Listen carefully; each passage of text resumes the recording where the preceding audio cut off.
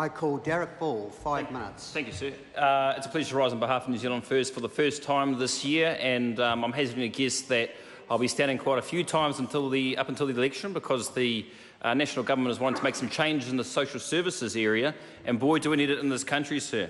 The problem that we've got at the moment, though, and Sarah Dowie's speech actually reminded me of much of what the PM's speech was, and to be honest, much of what the rest of the National Party's speeches were, and that was everything is awesome, blah, blah, blah, everything is awesome. That's pretty much what it is, sir. And let's not get things wrong. New Zealand is a great place to live. New Zealand is a great place to live, and there is some good things to say about it. But the problem and the habit that the National Party has got itself into, that I have experienced over the last 2.5 years about being an MP, is that all they talk about is the good. They never mention the bad, and they certainly don't mention the ugly. Well, New Zealand First is here, and the other opposition parties are here to hold the government to account, and to point out what the bad parts are that the government is trying to do, to point out what the ugly parts are that the National Party is doing, sir. And you know, we've got. I recall last week that members like Mr. Bailey stood up and talked and made a list of where New Zealand was on the OECD for ranks of different things, whether it be prosperity or transparency or economic development, or whatever he said his list. And the fact of the matter, sir, is that it is good that we're there in those high echelons of the OECD rankings. But first of all, we should be. That's where New Zealand should be. And it's not that National put us there. It's National's job to maintain us to be there. So when they start rattling off a list of where we are in the OECD, that's the job that's expected of them as the government. That's a job that's expected of them as the government to do year in, year out. But what they failed to mention are all the bad lists, sir. What about the bad lists and the ugly lists? How about we start talking about youth crime?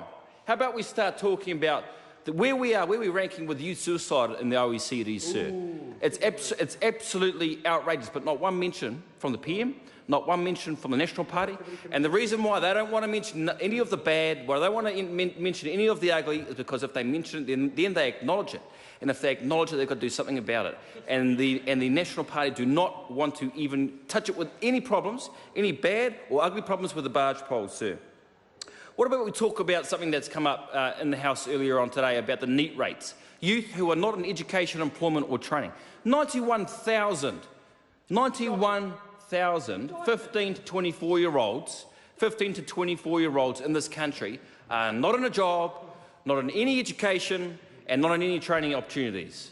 What's going to happen to those 91,000 kids? They're going to end up being reliant on the state. Not only are they reliant on the state now, but they will be in the future, sir. And the biggest problem with that is that it's an increase over the last year of 20,000, just about 20,000 young people in 1 year. That's 2,000, just under 2,000 per month. And we heard Stephen Joyce stand up here when I was asking him questions during question time today about it, and he didn't even want to acknowledge it.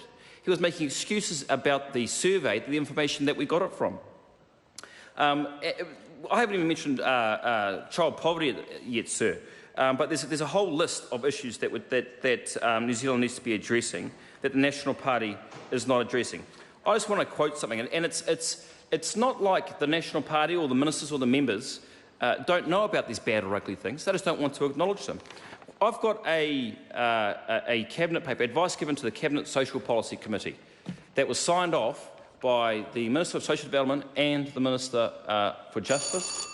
And I want to quote something, sir. It says, the justice sector agencies are working together to address a range of shared challenges, including rising rates of serious crime, a rising prison population, high demand for alcohol, drug and mental health services, worsening overrepresentation of Māori in the justice system, and intergenerational patterns of offending. But we haven't heard any of that kind of stuff. And this is the most important stuff that the government needs to start acknowledging. The most important stuff that the government needs to have plans to tackle, sir. But not one mention from the PM, not one mention from any of the ministers, and I guarantee you from this point forward, sir, no mention from anyone in the National Party about what they need to fix. Because once they acknowledge that they need to fix the important things that I've just read out and all of the other lists that we're failing on, then once they acknowledge it, they need to fix it, and New Zealand First Party is here to hold them account and to ensure that they fix those problems. Thank you, sir. Yeah.